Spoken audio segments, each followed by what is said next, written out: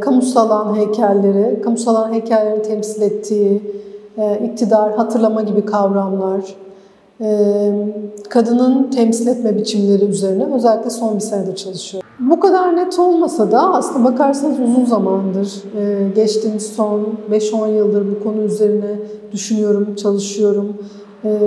Bu kadar net ve bütünlüklü bir tema ve seri olması son bir seneye dayanıyor. Bu serginin odağında kadınlar var. Kadınların temsil edilme biçimleri var. Türkiye'deki kadın hareketi, kadın hareketinin başlangıç süreci ve serüvenine odaklanıyor bu sergi. Şöyle başlıyor. Birkaç farklı şey var, seri var sergide. Mesela birincisi Miss Turkey. Özellikle kadın hareketi üzerine düşünmüş 20. yüzyıl başında kadınlardan bahsediyor. Kadın özgürlüğü, kadın hareketine dair düşünmüş, yazmış kadınlar var. İkinci bir seri Kampüste Venüs isimli. Gerçekten çalıştığım okulda, yani benim hayatımın çoğunluğunu geçtiği üniversitede yer alan bir Venüs heykeli. Fakat bu Venüs heykeli görüldüğü gibi tarif edilmiyor da bir ışıma, yansıma gibi orada var ya da bir boşluk gibi. Temsiliyete dair, kadın temsiliyetine dair bir boşluğu işaret eder şekilde tarif ediliyor. Üçüncü bir seride özellikle ekolojik köylü hareketlerinde önü çeken kadınlar var. Akbelen hareketi gibi, İkizdere hareketi gibi kadınların bildik toplumsal cinsiyetlerin dışında var olma biçimlerini gösteren, politik bir özne olarak var olma şekillerini gösteren resimler var. Sergi yaklaşık bu düzlemde ilerliyor. O iki seri birbirini tamamlayan şeyler gibi düşündüm. Yani bir temsil edilme biçimleri var. Nedir? Yani işte ideolojiyi tasvir eden, taşıyıcı unsurları tasvir eden şekilde görüntüleniyor kadınlar. Yani işte milli mücadelede yer alıyorlar. Bazen kent süsü olarak estetik bir görüntüde işte yatan çıplak olarak varlar. Özellikle işte Türk modernleşmesinde yer alan tasvir edilme biçimleri var. Fakat diğer tarafta da dediğim gibi mücadelede, toplumsal mücadelede ön safta yer almış, uzun zamandır süregelen direnişte aktif rol almış direnişçiler, kadınlar olarak varlar. Yani temsil edilme biçimleri ve gerçekteki var olma şekilleri arasındaki boşluk aslına bakarsanız bu serginin genelde üzerinde durduğu konulardan biri. Yani feminizm hep şunu ele alır. Kadınların temsil edilme biçimleri bir yandan da kadınların gerçekte var oldukları şekil arasındaki boşluklar bahseder. Yani mesela benim resmettiğim şekilde bir kamusal alanda var olma şekilleri var. Bir diğer yanda da kadınların gerçekte var oldukları şekil var.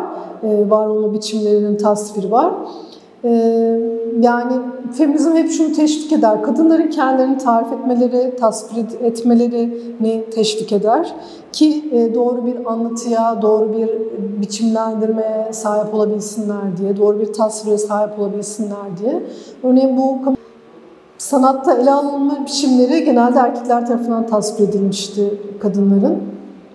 O yüzden de kadınların söz söylemesi, kendilerini tarif etmesi çok kıymetlidir ve feminizm genelde bunu teşvik eder kadınlara. Benim de sergimin yaklaşık böyle bir bakış açısı var. Sergi aslına bakarsanız şöyle bir şey, belli bir doygunluktan sonra artık kendinizi ifade etme ihtiyacından, yaptığınız çalışmaların estetik olarak, içerik olarak belli bir olgunluğa ulaşmasından sonra güçlü bir iletişim kurma aracına dönüştükten sonra bu sergiyi açmaya ve işte nihai hedefe ulaşmaya başlıyorsunuz. Bu sergide ben uzun zamandır kafamda dönen konulardı. Zaten ufak ufak çalışıyordum ve bunu artık bir bütünlüklü bir sergiye dönüştükten sonra sergiyi göstermeye karar verdim. Bu sergileme mekanı İzmir'de Kemeraltı'nda yer alan, Antikacılar Çarşısı içinde yer alan The Letter Art Galeri. Sergi 7 Haziran'a kadar kalacak. Görmek isteyenler, ziyaret etmek isteyenler olursa mutlaka iletişime geçelim. Sergiyi gezebiliriz birlikte. Sergiyi hazırlarken sanatçı arkadaşlarımdan epey destek aldım. Yani aslına bakarsanız bu ne kadar bir solo sergide olsa arkada görünmeyen koca bir kolektif emek var.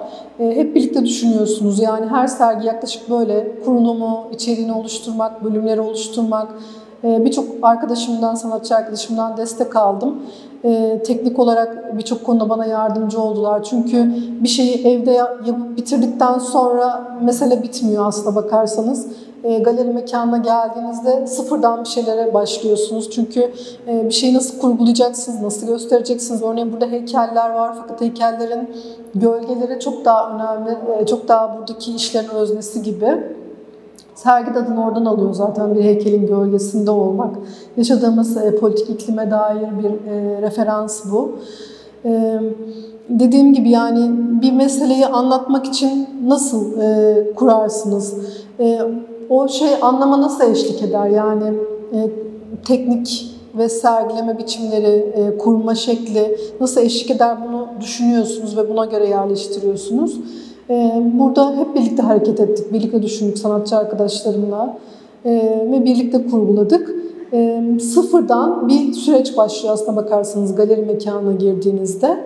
Burada da içinden geçtiğimiz otoriterleşen, söz söylemenin güçleştiği sürece dair bir sembol bu. Burada da yine sergide heykelden ziyade heykelin gölgesi, heykelin karanlığı daha başat bir figür olarak yer alıyor. Bu serinin adı Kampüste Venüs. Biraz otobiyografik bir tarafı var bu serinin. Çünkü benim hayatımın çoğu zamanı burada geçiyor, bu kampüste geçiyor. Biraz özdeşleşiyorum açıkçası bu Venüs heykeliyle. Edebiyat Fakültesi'nin bahçesinde bu Venüs. Burada Venüs'ü doğrudan tasvir eden, tarif eden bir görüntü yok. Venüs bir ışıma gibi burada, bir boşluk gibi. Çünkü burada ele aldığım serginin de merkezinde yer alan bir konu var. Yani kamusal alanda kadının tasviriyle biraz derdi olan bir sergi bu.